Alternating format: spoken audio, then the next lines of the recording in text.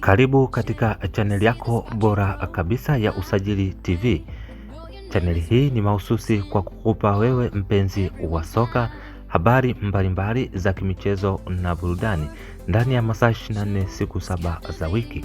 Unachotakiwa kufanya wewe ni kubonyeza alama ya subscribe, pia alama ya kengele iliyoko chini ya video hii ili wa kwanza kabisa kujipatia taarifa mbalimbali za kimichezo na burudani. Na ili usikose, tafadhali fanya kubonyeza alama ya subscribe na alama ya kengele.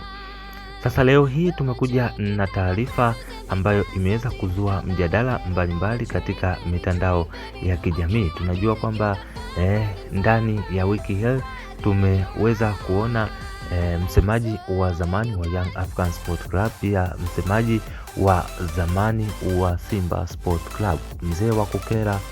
Hapa tunamzungumzia Haji Sunday Manara. Aliweza kumfanyia interview mbalimbali msemaji wa klabu ya Simba Sport Club, yani Ahmed Ally. Ameweza kuongea naye mambo mbalimbali yanayohusiana na masuala ya kisoka, masuala ya jinsi ya kuchukua ubingwa na jinsi gani ya kuendeleza klabu ya Simba, na kuona kwamba jinsi gani Simba ina uelekeo mzuri baada ya kuanza kupata vikombe. Tunajua kwamba klabu ya Simba ilikuwa ina ukame mkubwa sana wa vikombe ndani ya misimu minne. Sasa umezuka mjadala ambapo Haji Sunday Manara aliweza kumuuliza Ahmed Ally kwamba tunasikia kwamba Faisal Salum Feitoto Mo Dewji ameweza kumwaga kipunga cha hela ili kuweza kumsajili.